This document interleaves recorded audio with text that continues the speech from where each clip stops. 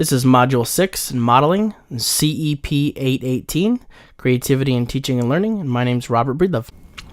Today we're going to be looking at teaching fractions using SketchUp.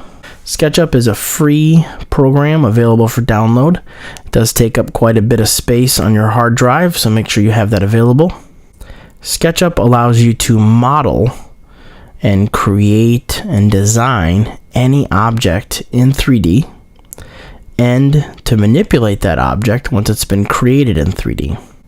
Well, this is a previous example that I've done, and essentially what I did here is I just cut things into halves using the rectangle tool to make squares, which sounds odd, but it is the rectangle tool. You can use that to make a square.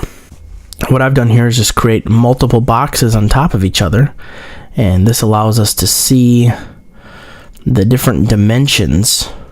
The great thing about SketchUp is that you can manipulate your design, and you can zoom in and out, and you can rotate on the axis. I'm going to choose the rectangle tool here, and like I said before, the rectangle tool is how you're going to make your square. That you have polygons and circles and a rotated rectangle. Now I'm just going to start on the red axis line here. You can see this diagonal line gives us a diagonal line when we have a square. So all the sides are equal.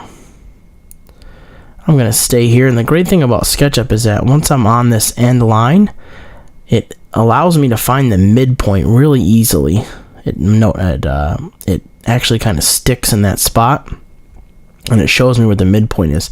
Now that I've cut this in half, I want to push or pull, in this case, this shape up to show that this is half of what I had. And I'm going to continue to cut this large square into pieces, and you can see there we've got another square, and we're going to go to the midpoint again, so it gives us the midpoint, and over to the other end point, and I'm going to continue to just cut this in half,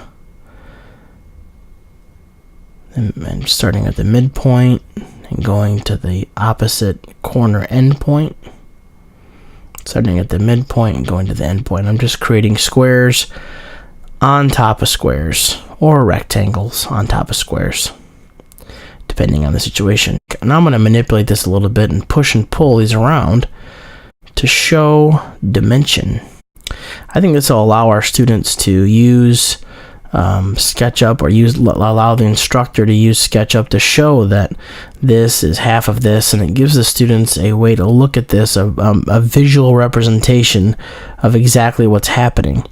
The other thing this does is it allows students to zoom in on these representations or zoom out on these representations and manipulate them in various ways. One thing you can do is use the eraser and get rid of some of these lines. Or you can use the pencil and you can actually create lines. And once you've created these lines, it gives you a nice midpoint there. It tells you where the midpoint is. It's handy. Once you've created these lines, these different sections can then be pushed or pulled. What we're going to do here is we're going to grab our rotation tool again. And we're going to rotate. We'll zoom in and out. I'm using the trackpad on my Mac to zoom out. We're going to zoom out. We're going to use another pencil line here from that same midpoint. We're going to cut this square in half. Then we're going to grab our push-pull tool, and we're going to pull this up.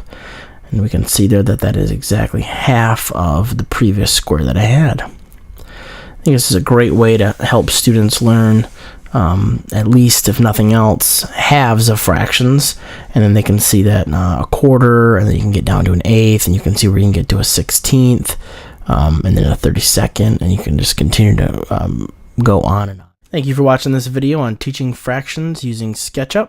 This is Module 6 in Modeling, CEP818 Creativity in Teaching and Learning, and my name is Robert Breedlove. We'll also include a link to SketchUp in the description below.